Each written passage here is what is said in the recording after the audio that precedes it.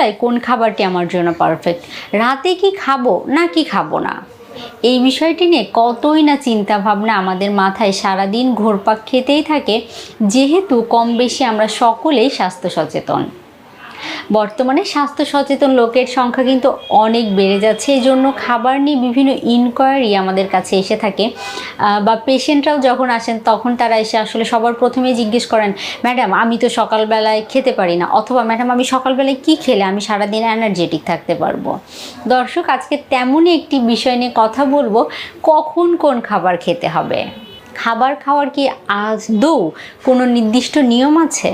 অবশ্যই আছে, কেননা সঠিক নিয়ম মেনে খাবার না খেলে সেটি আপনার শারীরিক জটিলতার কারণ হতে পারে। সেজন্য সঠিক নিয়ম মেনে খাবার খেতে হবে। সকালের খাবারটি খেতে হবে রাজার মতো, অর্থাৎ ভর পেটে পেট পুরে খাবার খেতে হবে। সকালে কি রাখবেন? সকালে অবশ্যই রাখার চেষ্টা করতে হবে এমন কোনো খাবার যেটি সারাদিন আপনাকে এনার্জেটিক রাখতে সাহায্য করবে। কেন এড়িয়ে চলেন তাদের ক্ষেত্রে বিভিন্ন জটিলতা তৈরি হতে পারে। সকাল এবং দুপুরের মধ্যবর্তী সময় হালকা কোনো স্ন্যাক্স খাদ্য তালিকায় সমস্যাটি দেখা যায়। সকালের নাস্তাটি গ্রহণ করলে দুপুরের খাবারটিও আমরা ব্যালেন্সে রাখতে পারি। সেজন্য অবশ্যই দুপুরের খাবারটিও ব্যালেন্সে রেখেই খাওয়ার চেষ্টা করতে হবে। বিকেলবেলায় আপনি একটি রেখে অল্প অল্প করে পুষ্টিকর বা স্বাস্থ্যসম্মত খাবার গ্রহণ করা।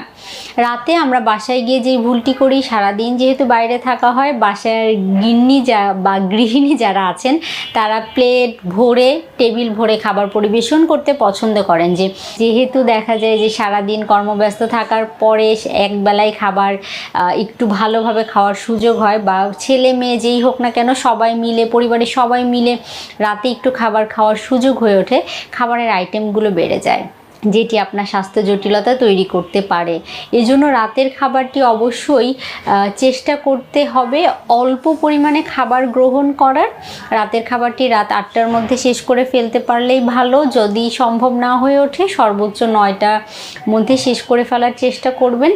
রাতের খাবারগুলোতে চেষ্টা করবেন একটু কার্বোহাইড্রেটের পরিমাণ কমিয়ে গ্রহণ করার জন্য, শাকসবজির পরিমাণটি একটু বাড়িয়ে দেওয়ার জন্য, মাছ মাংসের রেশিওটা ঠিক রাখার জন্য। আর রাতে ঘুমাতে যাওয়ার 1 থেকে 1.5 ঘন্টা আগে অবশ্যই একটি বেড টাইম স্ন্যাক্স গ্রহণ করার চেষ্টা করবেন। অনেকেই রাতের খাবারটি দ্রুত গ্রহণ করে ফেলেন, ঘুমাতে যাওয়ার আগে দেখা যায় ক্ষুধা লেগে যায়। এই জাতীয় জটিলতা এড়াতে পাশাপাশি আপনার ঘুমের সার্কেলটা ঠিক রাখতে, এছাড়াও আপনার সারাদিনের ক্যালোরি রিকোয়ারমেন্ট ঠিক রাখার জন্য রাতে ঘুমাতে যাওয়ার আগে অবশ্যই যে কোনো একটি খাবার গ্রহণ করার চেষ্টা করতে হবে। সেই আদর্শ খাবারটি বিভিন্ন পুষ্টির রিকোয়ারমেন্ট ব্যালেন্সে রাখতেও সাহায্য করবে। দর্শক যারা শুনছিলেন তারা আশা করি এই টিপসগুলো মেনে চলার চেষ্টা করবেন। আমাদের সাথে থাকার জন্য অসংখ্য ধন্যবাদ।